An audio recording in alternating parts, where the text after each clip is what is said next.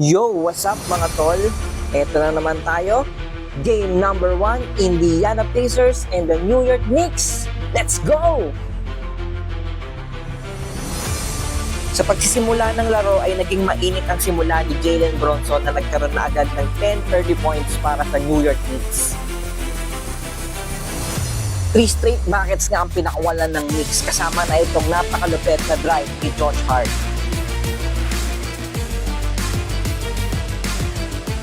Grabe si Josh Hart, all out para sa New York Knicks. Dito nga sa play na ito ay nakuha ni Pascal Siakam ang rebound. Sabay pa siya kay Isaiah Jackson para sa isang magandang salampak. Dito nga sa play na ito ay bumawi naman ang Pacers. Turner with a block and then Hali to a no-look pass papalit kay Turner para sa isang reverse dunk.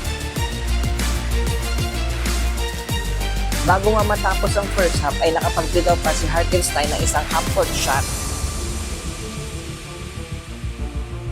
Sa pagtatapos nga ng first half ay lamang pa rin ang Pacers 55-49. Sa pagsisimula nga ng third quarter ay naging mainit ang simula ng New York Knicks. Simula sa isang magandang depensa papunta sa isang magandang opensa.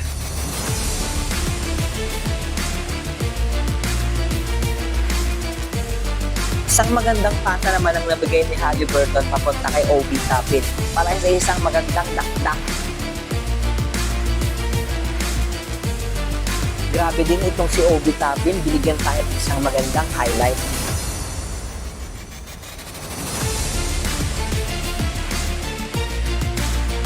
Hindi lang yan, pati si Aaron Nesmith ay binigyan tayo ng isang malupit na highlight.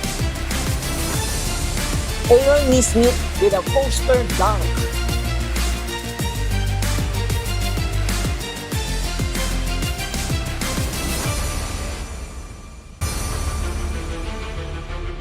Ngunit bumawi naman ng New York Knicks.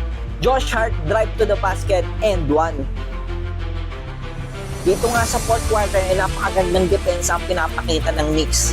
OG with a steal and a dunk to give the Knicks the lead.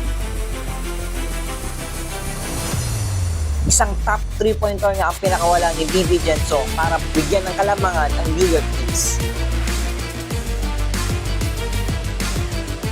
Dito nga sa play na ito ay isang crucial call ang tinawag ng referee.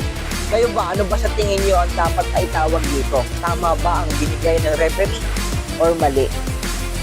At dahil nga sa crucial call na yon ay napanatili ng New York Knicks ang kanilang kalamangan.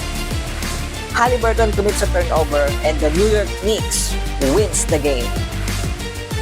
Ang final score natin ay 121-117. So, New York Knicks leads now the series 1-0. So, see you sa game 2 guys.